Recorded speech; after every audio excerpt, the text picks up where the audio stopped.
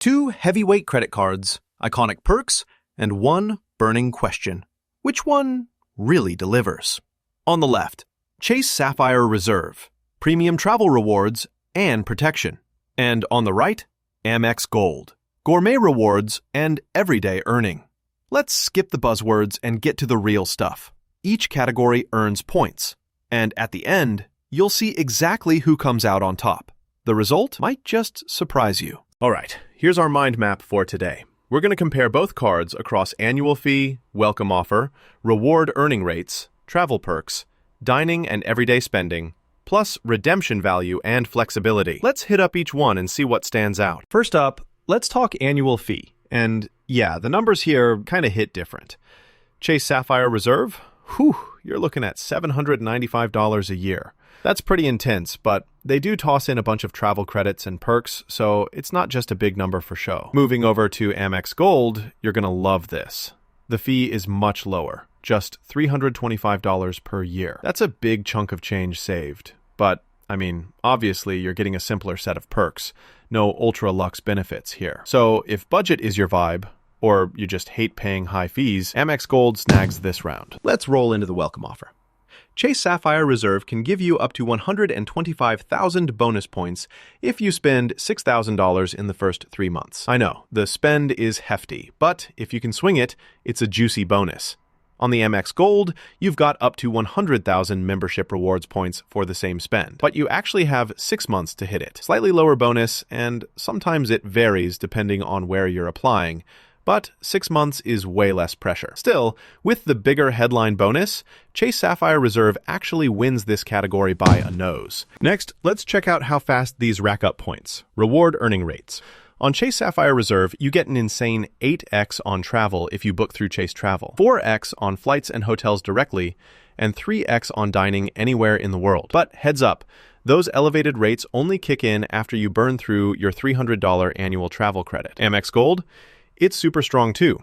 You grab 4x at restaurants everywhere and 4x at US supermarkets. Although there's a $25,000 yearly cap, so don't get wild in the produce aisle. It also gives you 3x for flights booked either directly or on Amex Travel. Honestly, these are both really strong, but Chase just edges out Amex on travel if you're maxing points. So Sapphire Reserve wins. Oh, and here's something cool you might not know. Chase Sapphire Reserve hooks you up with complimentary airport lounge access, so you're basically VIP before your flight, while Amex Gold's 4x points at restaurants is uncapped no matter where you eat around the world. Kinda wild, right? Alright, let's geek out on travel perks. Chase Sapphire Reserve kinda blows the doors off here. $300 annual travel credit, priority pass and access to their swanky Sapphire lounges, travel and purchase protections, and, a buffet of luxury credits. If you're the person chilling in lounges waiting for layovers, this is your play. Flip it to Amex Gold. It's more flexible on points, but sorry, there's no lounge access. You do get some cool travel redemptions and transfer options, but it doesn't drip luxury benefits like Sapphire Reserve.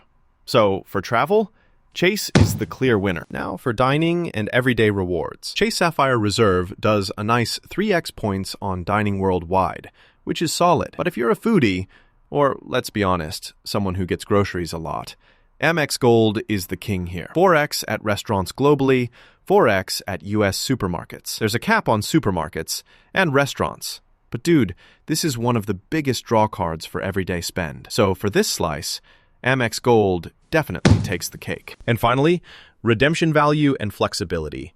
Both absolutely deliver here. Honestly, I can't pick a loser. Chase gives you access to loads of airline and hotel partners with their ultimate rewards, plus super flexible cash-out options. Amex membership rewards is just as vast. Tons of transfer places, lots of ways to burn points, and equally flexible if you want to travel, shop, whatever. At the end of the day, they both make it pretty sweet to use your points, so it's a tie on this one. So if you pull up all the scores, you'll actually see Chase Sapphire Reserve tends to dominate travel perks and reward rates, but Amex Gold absolutely wins for dining and annual fee. The radar chart is pretty telling, with each card shining in its own space. If you're all about travel, luxury, and those sweet airport lounges, even if the price tag stings a bit, Chase Sapphire Reserve just feels more premium. On the flip side, Amex Gold is all about those everyday wins. restaurants, groceries, and lower yearly cost. So basically, if you're out exploring airports and hotels every month, go Chase. But if you live for food or just want the big value for everyday stuff, Amex Gold is your bestie. I love that both have serious strengths. It just comes down to what you do the most. Want to find the perfect credit card for your vibe? Check out more comparisons and, seriously, hit that follow for the latest smart tips and reviews.